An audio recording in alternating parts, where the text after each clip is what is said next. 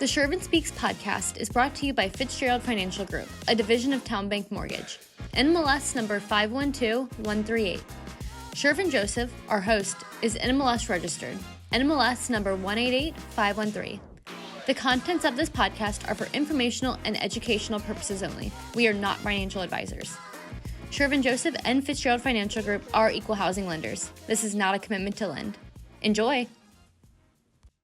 Welcome to another episode of Shirvan Speaks. It's just a pleasure to come back with another episode in the world of FitzGerald Financial Group, division of Town Bank Mortgage. Today, we have the one and only Jim Graves, which is one of our top underwriters at FitzGerald Financial Group. And look, at the end of the day, we could originate loans, we could process them, we could close them, but unless they're underwritten, it really doesn't matter. It really ends with Jim and underwriters like him. In the last 4 years, he is underwritten, and that's 762 loans. 762 VA loans, one underwriter over that period of time. So without further ado, let me introduce and welcome Jim Graves. Pleasure to have you. Glad to be here. And so tell me, you've been in the business about 25 years. You've been with us 10, going on 11 years. How do you feel about underwriting VA loans? Well, I prefer to underwrite VA loans because they tend to be the easier loans Sure. to underwrite. Sure. And at the end of the day, the VA instructs us as underwriters Yes. and SARs to have the best interest of the veteran in mind when we Right. make our decisions. Right. So Right. there's a lot of things that go into doing loans and underwriting them and evaluating credit decisions and so forth. But at the end of the day, the VA has the best interest in mind for the veteran. And if you can, just tell us some of the benefits other than no money down. So the VA allows 100% financing. Right. They also have no down payment, no mortgage insurance. They have lower interest rates in the market than conventional and FHA. And they have a limited closing cost. Yes. They also have no monthly MI. Which is huge. So the benefits are there for the veteran, where they're going to get a better loan, they're going to be able to qualify for a better house. There is about 53% is what I was looking up for of veterans that actually use their any benefits, VA benefits or eligibility. That's a fascinating statistic. That's like just over half. But if Yeah, you just look at it, like why do not veterans use their benefit? Right. And I feel one of the main reasons is that they're not getting accurate information, or people are not telling them when they transition from the service to civilian life, hey, these are your benefits. You have the ability to do a VA loan. All you need is good credit, income, and you're ready to go. Assets, for the most part, a seller could pay just about all closing costs and prepaids. So there's really nothing to it with regards to the VA loan. The other parts of a VA loan that are more beneficial is that the seller can actually pay for debt. Which a lot of people don't know. That is a statistic that a lot of people don't realize, that the seller could pay debt and lower your PTI and help you with the loan. If you have amazing. If a veteran has seller concessions that are in the contract, and it exceeds the amount of what the costs are, because again, the costs for a veteran are going to be a whole lot less than in other aspects. Sure. So if they have an abundance of funds that the seller is giving, they can use those funds to pay down a credit card or to pay off an auto loan. Like there are different ways to do so that at the end of the day, they're getting into a house and they're going to be better financially stable to do so. So just want to touch on that point. Tell us about seller concessions. Just examples of seller concessions, like we know that there's the brokerage fees, there's the real estate commission, and all that stuff. Brokerage fees, buyer broker fees, term out reports, prepaying the buyer's property taxes and insurance. Yes. Paying the property taxes and insurance. That's an interesting one. Paying extra points to provide permanent interest rate buy downs. Right. And what Also, people don't realize is that the money that they have that they use towards closing costs, it can come from an unsecured loan. Yes, that's something that, well, very rare, When you say even loan unsecured loan, officers, yes, so VA will allow, and they're unique in this, sure, they will allow for you to pay for your closing costs. Let's say that your closing costs are $2,000. Well, you can put it on a credit. wow, You can put it on a credit card because it doesn't have to be secured. VA will allow that because it's reasonable for them to put you into a home, right, and it's in the best interest of the veteran, or the right. service member. Put them into a home, given that they're 100%, Yeah, no money down, right, and VA guarantees 25%, up to 25% of the loan. So yeah, yeah, let's just say that you have, VA guarantees your loan. You have $100,000 loan amount. If something happens, the risk for a lender is only at 75% because the Sure. insurance kicks in to cover that 25%. So the investor who's letting the veteran have $100,000, they're only responsible for $75,000 because it goes through the process of being guaranteed through VA. right. Wow. Tell me about using your VA entitlements. Well, once you use your entitlement, what people used to think, and I know this because my brother-in-law, I talked to him years ago about doing a VA loan. Sure. He said, well, I haven't used it and you can only use it once. Well, he was misinformed. You can use it and you can have subsequent use and use it a second time. Right. So you're allowed to use it over and over and over again because it's the benefit that the VA gives you for a lifetime. As long as you're in good standing with them and you're going to make your payments and not have any defaults or anything as far as your entitlement goes, you're in good shape to keep that going forever. Additionally, if you have PCS orders, Right. right, you're familiar with that. Oh, yeah. How many times have you changed station? Well, I've changed change of station orders, and it's called permanent change of station orders. And for those of you who know, I'm a former Marine. And so when I was in the Corps, I changed maybe about 4 times, and that's only because I worked for some very influential people that wanted me there. Otherwise, the average change of duty stations is about 6, 7 times. So it gets to be a chore changing from all these locations. And what a lot of veterans don't know is that you can have a current residence here. Yes. You get PCS orders to move you to another state. Mm-hmm. You can purchase that home in another state before you get there. Right.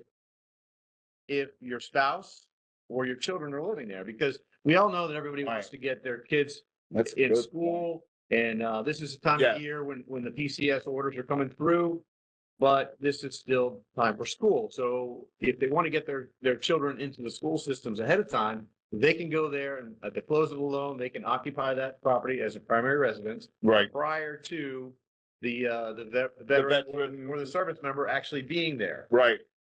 So if the veteran, for instance, is stationed in Washington, D.C., and his folks, his family, and he's getting relocated to, let's say, North Carolina or anywhere, another change of station, move the family there, get them established, and he could follow Absolutely. about a month or 2 after.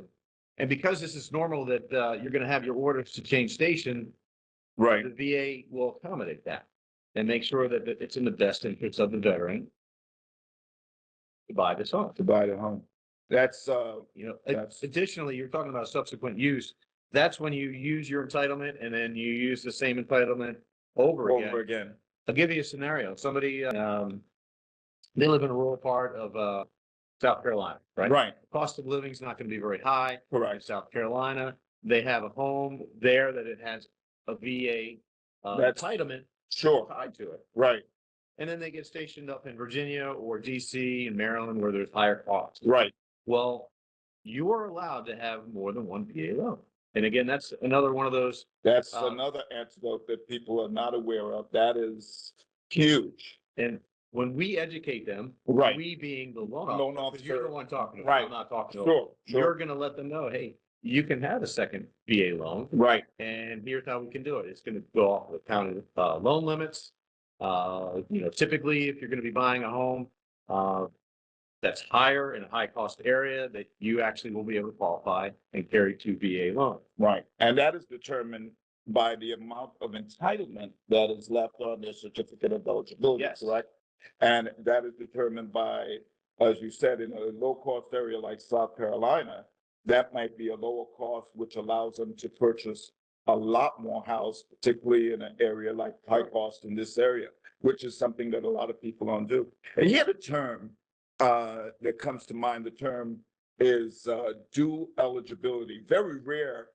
Well, it used to be very rare, and it seems that more and more veterans and active duty folks, they have relationships and they want to use their entitlement to buy homes. One might already have a home on their certificate, and they want to split the rest of one's eligibility and maybe use the other person that hasn't used it before. How does that function? How does that work? You can have two or more veterans that are on a loan, Right, purchasing a loan and using their individual eligibility. right, In some cases where everybody has the same available eligibility, then it's split 50-50. In other cases where there is a partial entitlement being already occupied and used on another property, then it's not an even split for what the entitlement is going to be. Right. It's an even split as far as them buying the house together, but a different percentage of the entitlement is used. But you can have veterans that are not married both be on a loan and use a dual entitlement. Yes, and you know what? We come into contact with that sort of stuff, but the audience probably is marveling at all of this information because this is quality information that they typically don't see because unfortunately, typical loan officers don't give that kind of information, Right. which they should be hitting home all of these benefit opportunities that they have. With regards to the VA usually, in order to guarantee a loan, is the VA funding fee. And we're usually, how do you get exempt from the VA funding fee? Well, exemptions are more common than people realize. Exemptions are anybody that has a service-related disability. Right. And that, They become exempt, so they Yeah. don't have to pay a funding fee. right, They basically get a VA loan with your lower interest rate, 100% financing, no funding fee, and it is related to them getting a partial disability. sure. And it could be as simple as I got a scar that won't go away when I'm Right. in the military. It Right. could be as simple as that. It could be full disability. Right. And 100% disability usually carries the veteran receiving some income from VA. Yeah. And that could be verified through VA, which we do verify from our standpoint from processing the loan. The veteran then will understand, hey, this is the amount we have, and you could collaborate that with the documentation you have from VA as well. So there's so many opportunities out here that we're sleeping on that we really need to get acquainted with what the guidelines are, what are my benefits, how does this affect me, and so forth. The VA Streamline. Tell me what that means. Well, so one of the other benefits of doing a VA loan is that there's what's called an interest rate reduction refinance, Right. or an EARL. An EARL. They That's call it right. EARL. The EARL. IRL. That's right.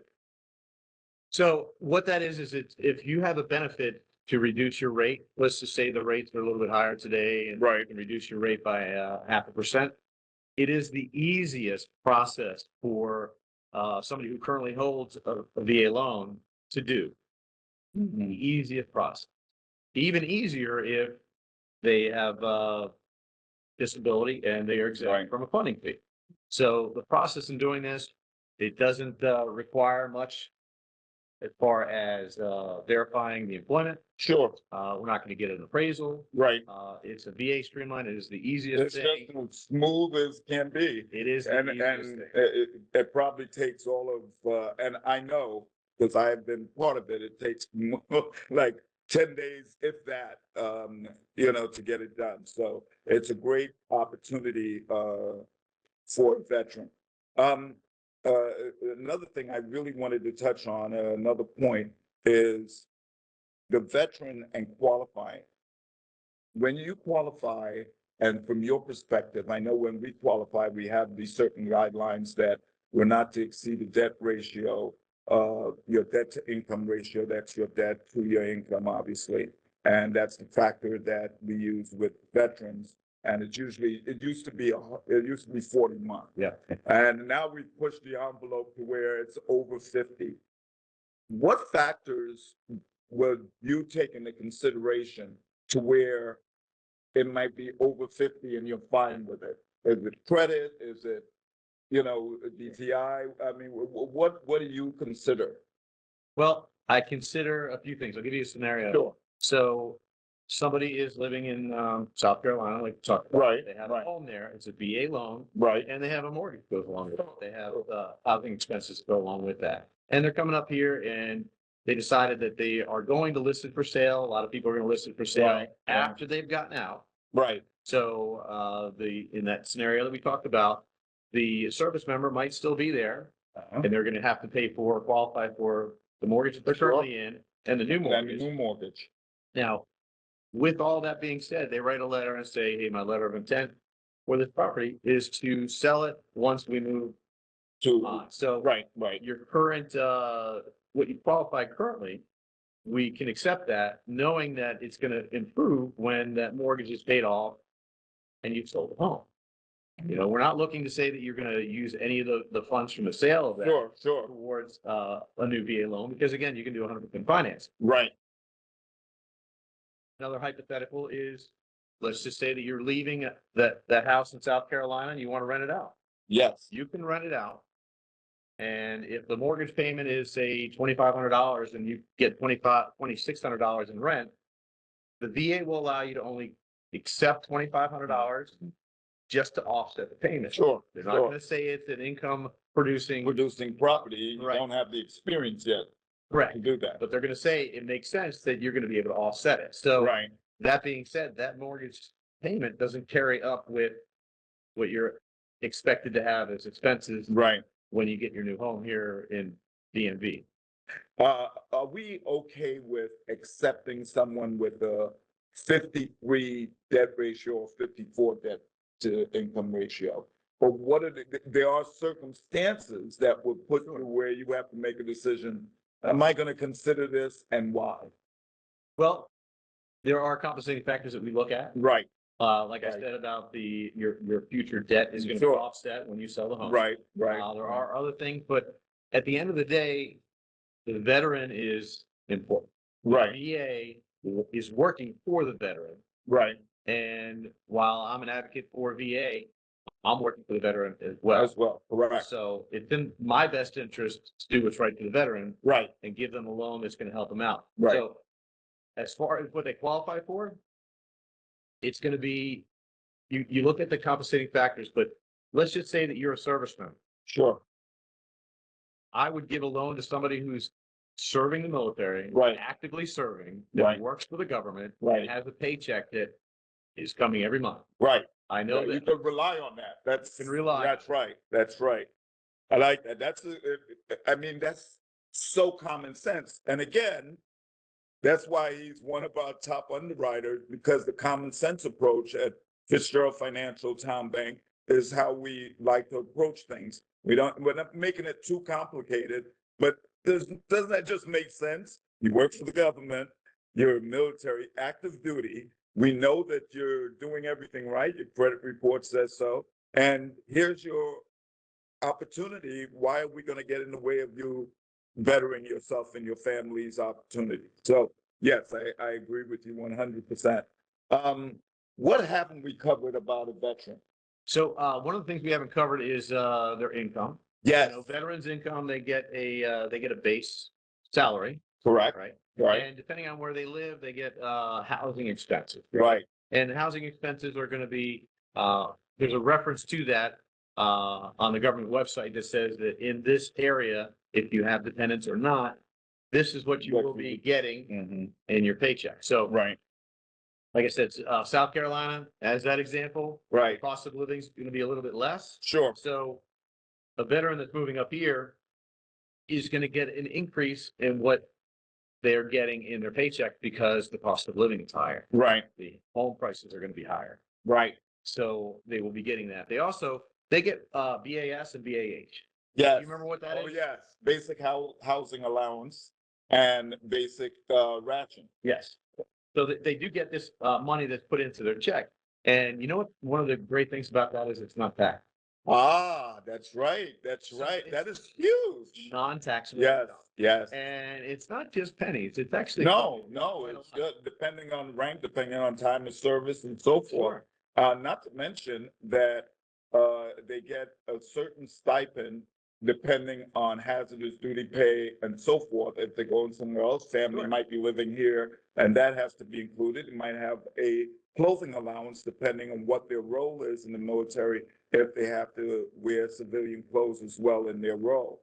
So all of that is taken into consideration, and that is something from a qualifying standpoint that the veteran would know nothing about. So they might assume that they're not qualifying for a particular home, but once a loan officer gets it, once an underwriter gets it, and the whole process equation, and we figure out what you qualify for, that's where we put our best foot forward for you. And that's critical that veterans understand that we're here to support you, as Jim so eloquently stated, that just keep it simple. I can't thank Jim enough. Outstanding Thank as you. usual. Just an amazing guy, amazing underwriter, and this is the kind of quality person you want, and hope that underwrites your loan when you submit an application to FitzGerald Financial Group. Until next time. I got one thing to Oh, say. okay. Thanks for your service. Oh, Appreciate it. Thank you. It's important. Appreciate it. Thank you for saying that. Thank you. Appreciate you guys. Take care. See you on the next episode of Shirvan Speaks.